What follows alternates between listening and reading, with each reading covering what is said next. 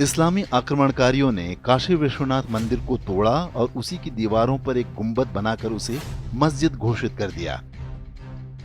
उसी प्रकार ताजमहल के अंदर के इस चित्र पर भी अक्सर चर्चा होती है। भला ये कैसा मकबरा है जो इसमें जलाभिषेक करने वाला कलश लगा हुआ है, ठीक वैसे जैसे भगवान शिव के मंदिरों में होता है।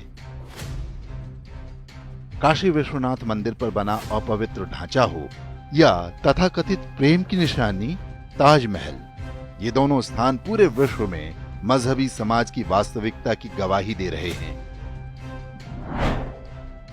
ये और ऐसे हजारों स्थान इस बात का साक्ष्य हैं कि इस्लाम विश्व का एकमात्र समुदाय है जिसने आधुनिक सभ्य समाज को कुछ भी रचनात्मक नहीं दिया है, केवल दूसरों की बनाई चीजों पर कब्जा किया है और उसका श्रेय लिया है।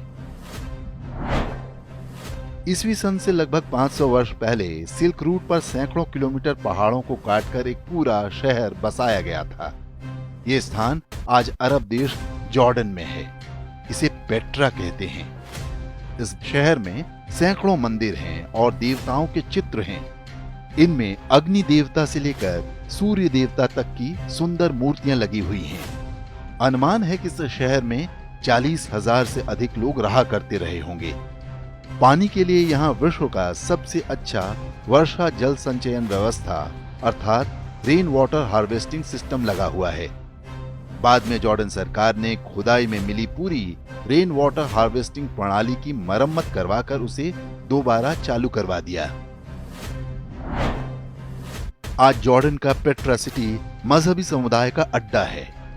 उन्होंने यहाँ पर अपनी मस्जिदें बना ली हैं और इनमें वो नमाज पढ़ते हैं। जॉर्डन की कमाई का बड़ा स्रोत यहाँ होने वाला पर्यटन है।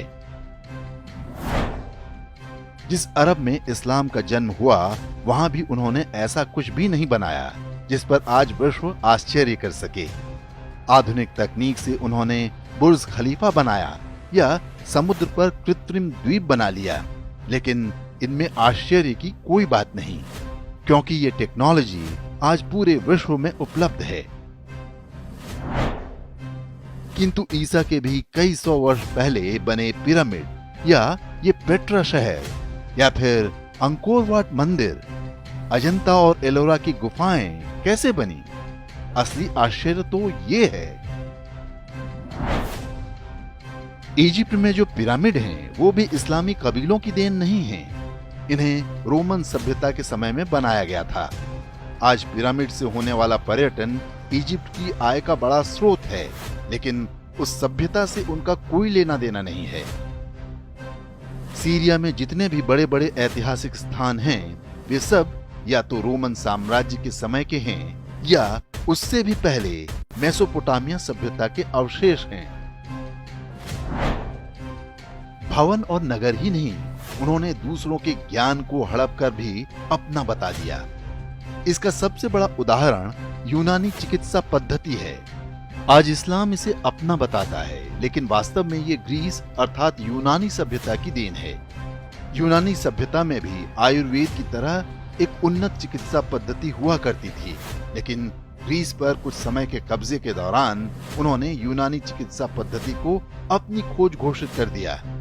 भारत का मजहबी समुदाय आयुर्वेद चिकित्सा के मुकाबले यूनानी चिकित्सा पद्धति को अपना बताने का प्रयास करता है, लेकिन ये भी ठीक उसी तरह है जैसे उन्होंने काशी मथुरा के मंदिरों और कुतुब मीनार और ताजमहल जैसे स्थानों को हड़प कर अपनी मुहर लगा रखी है।